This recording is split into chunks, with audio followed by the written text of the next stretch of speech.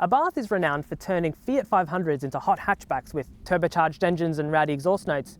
But when Fiat launched its all-new, all-electric 500e a couple of years ago, Abarth was faced with something of a conundrum. You see, not only did they have to execute the first all-electric hot hatchback, something that no one's really done right yet, it also had to reimagine its noisy trademark. So, what did they do with this new model? They faked it.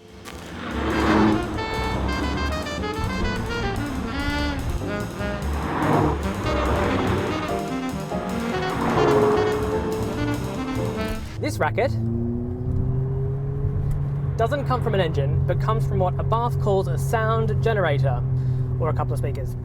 Of course, EVs have been making noises for years, whether it be for legislative reasons or to enhance the driving experience, but this is the first time that a manufacturer has actively tried to make it sound like a combustion engine.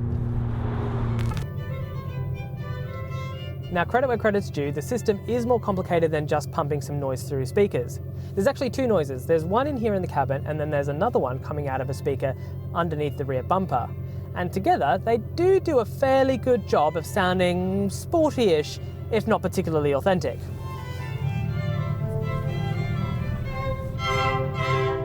But there are a few problems. That rear speaker makes a consistent noise no matter how fast you're driving.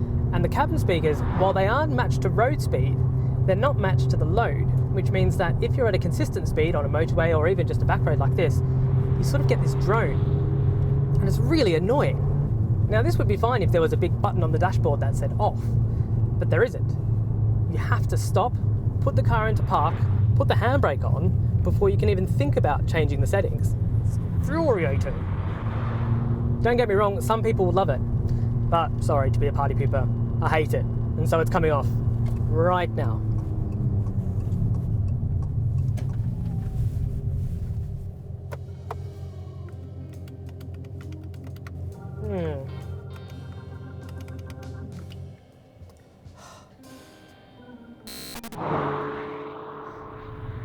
Now, finally, we can start concentrating on the Abarth 500e's other attributes, starting with the cabin, which is great. It's essentially the same architecture as a 500e, but comes with loads of little specific details to the Abarth. Now, lots of elements like the steering wheel and the dashboard and the seats are covered in Alcantara, and there are little highlights like the stitching, which is blue and yellow, that really liven up an otherwise pretty dark interior. This top-spec Turismo model comes with a glass roof as standard, which together with the bucket seats and this Alcantara steering wheel kind of makes it feel like less of a car and more of a tiny luxury handbag. If you're familiar with Stellantis' other Italian products, whether it be an Alfa Romeo SUV or a Maserati supercar, you will recognise the 10.25-inch touchscreen display. It works fairly well, it's not class-leading, but it's perfectly suited to this sort of car, and if you really want to, you can connect your phone to CarPlay or Android Auto anyway. There's also a little storage tray with wireless charging if you like, and it comes with a cool little silhouette of Turin. Just like the Fiat, an Abarth 500e runs on a bespoke EV platform. So under the floor sits the same relatively compact 42.2 kWh battery pack, powered by a single motor mounted on the front axle. It produces a relatively subdued 150 brake horsepower, which is only about 35 more than the most powerful Fiat, but alongside that is a pretty decent 235 Nm of torque. These figures are down on the existing petrol-powered models, but being electric, those figures are available instantly, which makes all the difference. This means it'll hit 62 miles an hour in about 7 seconds, which is half a second slower than the old 595. But between 25 and 37 miles an hour, it's actually 1 second quicker.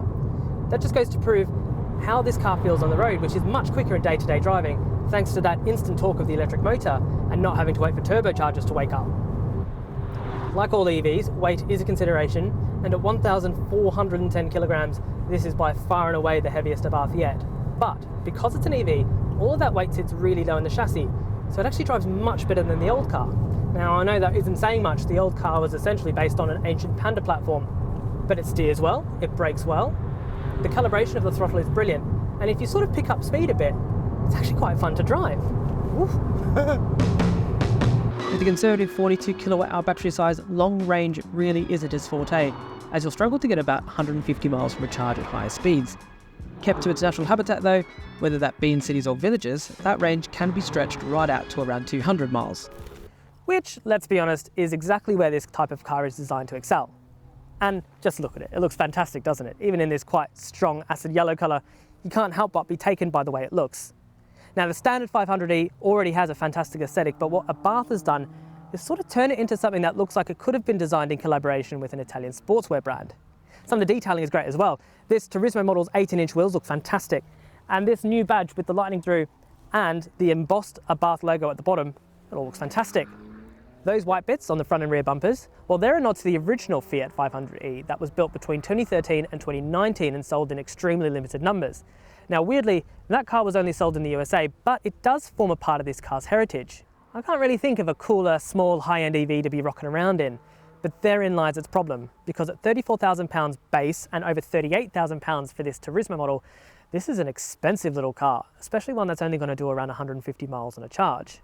But if you kind of view this in the same way that buyers saw the old petrol one as a high-end, expensive object, then I can totally see the appeal, and I reckon they will too.